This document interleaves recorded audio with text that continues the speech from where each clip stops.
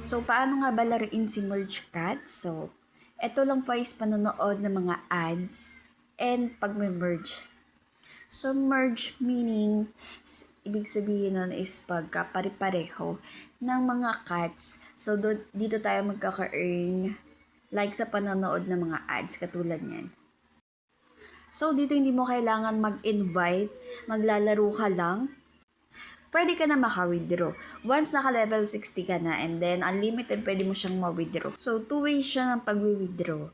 So, ito yung green money and blue money. So, dito sa skin, makakakuha ka rin dyan.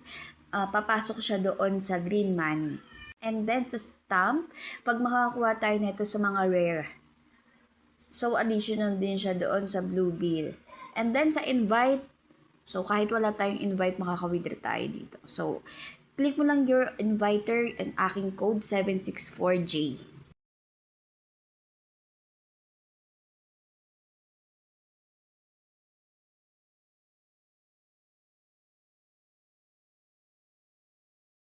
So, dito in-auto speed ko na siya, yung mga ads.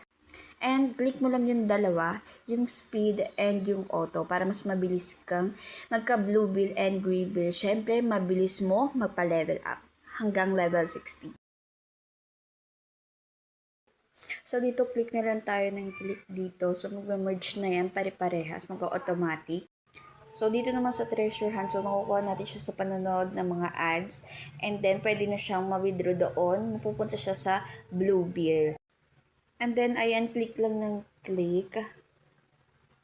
Automatic na siya. So, magko-combine na siya sa kanya-kanyang mga cats number. And then, ayan, manonood tayo dito ng ads. So, tatlo yan. Super gifts, tsaka yung sa blue bill, and then, yung parang coins. So, nood ulit yan. Puro nood lang siya ng ads. So, ayan, napupunta siya ng green bill and blue bill. Ayan, katulad din yan, coin gift. So, ads ulit siya.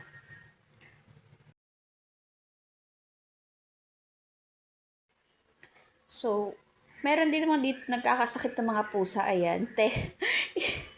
I-click mo din ulit yun para gumaling sila. So, nood ulit ng ads.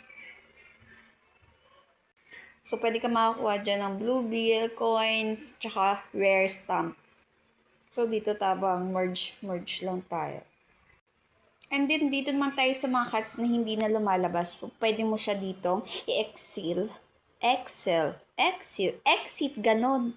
So, pwede mo na siyang i-remove na wala na siya doon sa numbering ng cats na